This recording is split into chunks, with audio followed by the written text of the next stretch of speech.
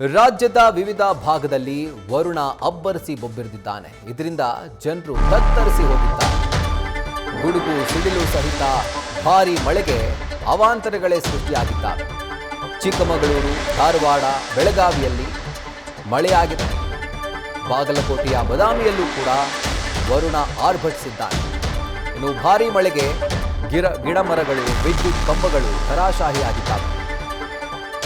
ರಸ್ತೆ ಮೇಲೆ ಮರಗಳು ಉರುಳಿ ಬಿದ್ದಿದ್ದರಿಂದ ಸಂಚಾರ ಕೂಡ ಅಸ್ತವ್ಯಸ್ತವಾಗಿದೆ.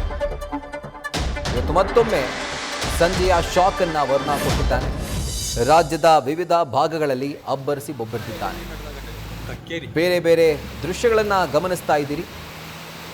ಯಾವ ರೀತಿಯಾಗಿ ಮಳೆ ಸುರಿತಾ ಇದೆ ಅಂತ, ಅದರ ಜೊತೆಗೆ ಮಳೆಯಿಂದ ಆಗಿರುವಂಥ ಅವಾಂತರಗಳನ್ನು ಕೂಡ ಗಮನಿಸ್ತಾ ಇದ್ದೀವಿ. ಒಂದು ಕಡೆ ವಿದ್ಯುತ್ ಕಂಬ ಧರಾಶಾಹಿಯಾಗಿದ್ದರೆ, ಮತ್ತೊಂದು ಕಡೆಯಲ್ಲಿ ಮರವೇ ರಸ್ತೆಗೆ ಉರುಳಿ ಬಿದ್ದಿದೆ. ಇನ್ನೊಂದು ಕಡೆಯಲ್ಲಿ ಮರದ ರೆಂಬೆ ಕೊಂಬೆಗಳು ರೋಡಿಗೆ ಬಿದ್ದು ಕೆಲ ಕಾಲ ಸಂಚಾರಕ್ಕೂ ಕೂಡ ಅಡಚಣೆ ಉಂಟಾಗಿದೆ.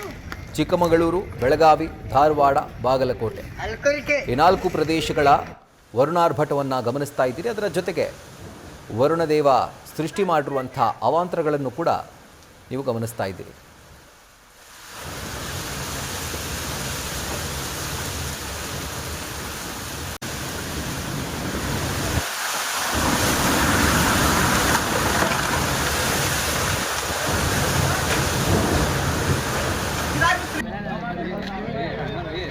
ಕಾಸು ಮಟ್ಟಾರ ಬೇಕು ರೀ. ಅದು ಕಾಸು ಆತ ಬೇಕಾದ್ರೆ ರೊಕ್ಕ ಕೊಟ್ಟು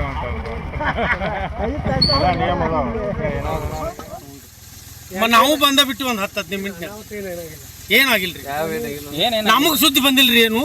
ನಾವು